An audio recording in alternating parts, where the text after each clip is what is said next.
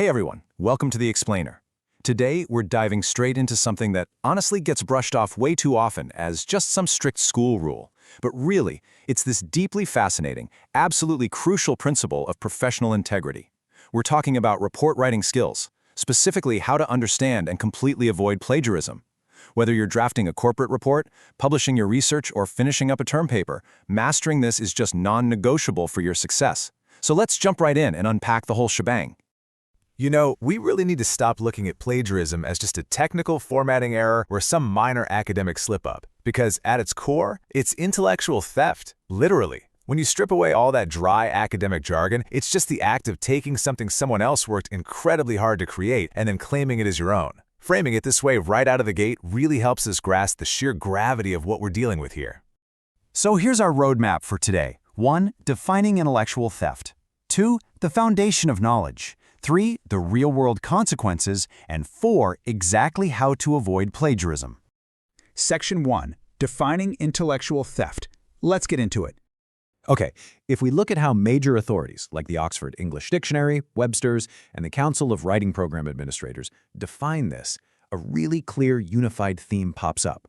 Notice the hard-hitting keywords here: wrongful appropriation, literary theft, and the deliberate use of someone else's ideas or language without acknowledging the source.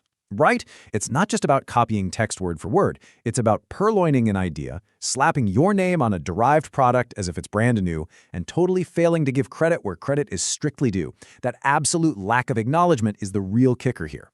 To make this a bit more tangible, let's break down what actually constitutes the act of stealing. Obviously, it includes copying a document, whether that's the whole thing or just a tiny snippet. Same goes for copying from a website, all or part of it. But here's what catches a lot of people off guard. It absolutely includes images too. If you grab an image or even just a piece of an image without referencing the original source, you're stealing someone else's artistic identity. Bottom line, anytime you pass off another person's work and ideas as your own without a reference, you're committing plagiarism. Moving on to Section 2. The foundation of knowledge. So why should we care? Well, the answer really lies in how human knowledge is actually built. Since the dawn of academic and professional writing, sharing ideas has completely relied on originality and integrity. Think about it. Human knowledge doesn't just materialize out of thin air, right? It's this massive, interconnected web of individual contributions. By acknowledging the folks who came before us and did that heavy lifting, we're actively reinforcing the credibility of scholarship as a whole. If we just ignore those principles, the entire system loses its trust. And honestly, that's the true philosophical cost of plagiarism.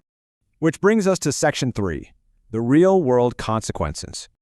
All right, first we need to separate intent from impact by looking at the two very distinct ways plagiarism actually happens. On one hand, you've got accidental plagiarism. This happens entirely by mistake. It usually boils down to careless note-taking. You know, like during that 2 a.m. caffeine-fueled panic where you jot down a brilliant quote, completely forget to cite it, and later genuinely convince yourself you are just struck by a moment of personal genius. We've all been there. But on the other hand, you have purposeful plagiarism. This is a deliberate violation, a conscious decision to commit theft. But here's the thing, whether it's a sloppy mistake or a deliberate act, the consequences can be incredibly severe. Make no mistake, the repercussions of purposeful plagiarism are absolutely disastrous, and they will directly affect you. If you're a student, this is a major violation. We're talking an immediate negative impact on your grades, a potential loss of your class standing, or even total expulsion from your school. No joke. But it certainly doesn't stop at graduation. This kind of theft can permanently harm your future career options. And if you're already out there as a working professional, engaging in intellectual theft can literally cost you your job and your livelihood. The stakes truly could not be higher. Let's pivot to Section 4, how to avoid plagiarism. Shifting gears from those harsh penalties, let's look at the fix. Here is a fantastic, straightforward toolkit for prevention. Step 1. The absolute best way to avoid stealing is to simply present your own original ideas and expressions whenever you write about someone else's work. Add your own analysis to the mix. Step 2. When you absolutely have to use foreign concepts that aren't yours, you must actively identify and clearly mention their origin.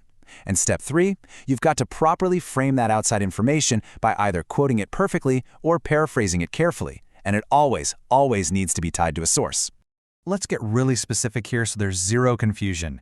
You always have to mention the origin for the following things. Obviously, the ideas, opinions, and theories of another person. But also, and pay attention to this, graphs, drawings, facts, and statistics. I really want to emphasize that point. Visual data requires citation just as much as text does. And of course, you have to cite the origin for direct quotations of spoken or written words, as well as paraphrases of those words. Even if you spin the wording around to sound like you, that core idea still belongs to someone else, and you've got to give them the credit.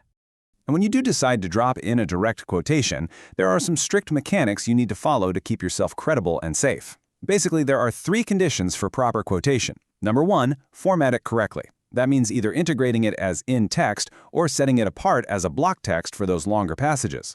Number 2, keep the language completely exact and place it clearly under quotation marks so the reader knows for a fact these aren't your words. And number 3, provide a formal citation using a standard documentation style that's recognized by your specific institution or industry. As we wrap up this explainer, I really want to leave you with a final provocative thought. Whenever you sit down to write a report, draft a paper, or put together a presentation, just ask yourself, are you truly acknowledging the shoulders you stand on? Remember, relying on the brilliance of others is exactly how human knowledge advances. But passing their brilliance off as your own, that just diminishes your integrity and the credibility of the entire system. Master these rules, cite your sources, and let your own original thoughts shine right alongside the greats. Thanks so much for joining me today, and keep learning.